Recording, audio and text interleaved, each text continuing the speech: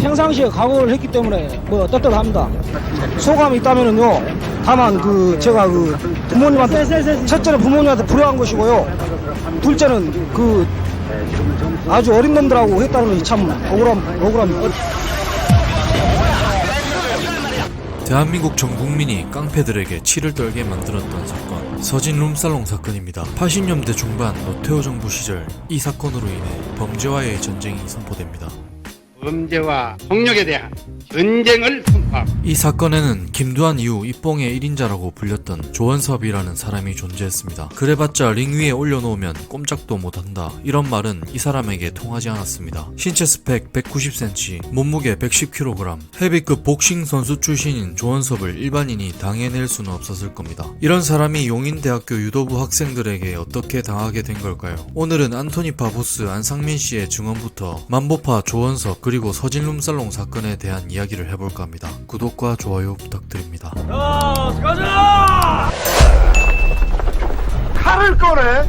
누가 명색이 야쿠자면 입복 다이다니까 이제! 안토니오파 두모 안상민 씨가 자서전에서 밝힌 내용들입니다. 안상민 씨에 대해 간단히 이야기하자면, 안상민 씨는 칼든 상대와 입봉하는 전설의 주먹으로 유명합니다. 무튼 김태촌의 반개 조직으로 알려진 만보파는 당시 국가대표 헤비급 선수 출신 조원섭을 데리고 있는 조직이었습니다. 반면에 목포파는 용인대학교 유도부 학생들로 이루어진 조직이었습니다. 엄밀히 말해서 그 당시는 유도대학교였습니다. 언론에서는 동네 불량서클처럼 이야기했었는데, 안상민 씨는 유도부 학생들로 이루어진 목포파가 조원섭이 속한 만보파보다 더 큰 규모라고 밝혔습니다. 다시 말해서 식당도 본점이 맛있지 2호점이 더 맛있지는 않습니다. 김태촌의 반개 조직이 2호점이라면 목포파는 본점이었습니다. 게다가 목포파로 불리지만 이쪽 세계에서는 진석이파로 불립니다. 언론에서처럼 그저 대학생들로만 이루어진 목포파가 약한 조직이었다면 이 세계 룰에 따라 반대파에서 반드시 보복이 왔을 겁니다. 그리고 소규모 조직이 합숙 시스템을 갖추고 무기를 종류별로 들고 있지는 않습니다.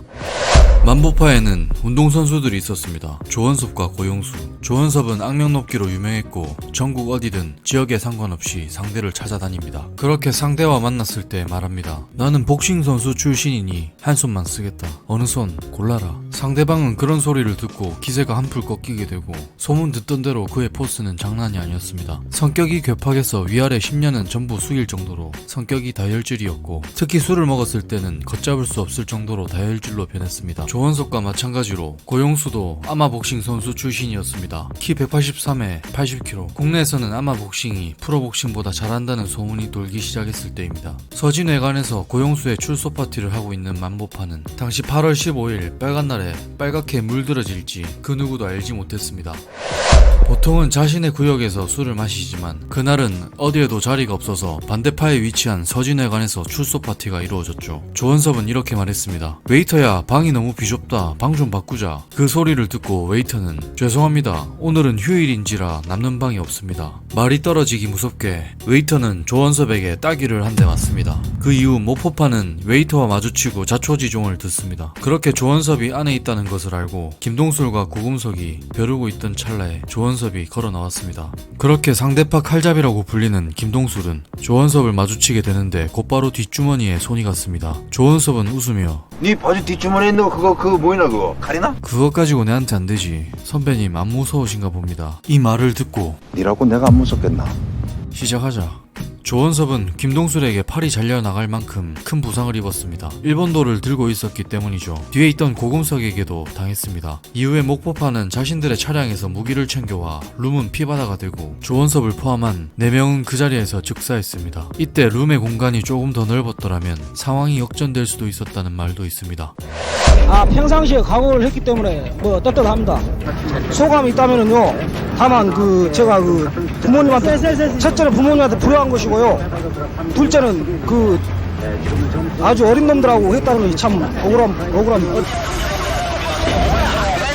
김동술과 장진석은 전북 임실에 있는 외딴섬에서 낚시꾼으로 위장하여 숨었습니다. 하지만 경찰에 의해 발각되어 체포되었습니다. 체포되면서 김동술의 말이 충격적이었습니다. 경찰 특공대 온 줄 알고 잡혔더만 형사 몇 명인 줄 알았으면 해볼만 했을 텐데 안타깝소. 이렇게 체포될 때까지 기세등등하던 김동술은 3년 후 사형집행장에서는 태도가 바뀝니다. 소감이 어때요? 다시 한번 말씀해주세요.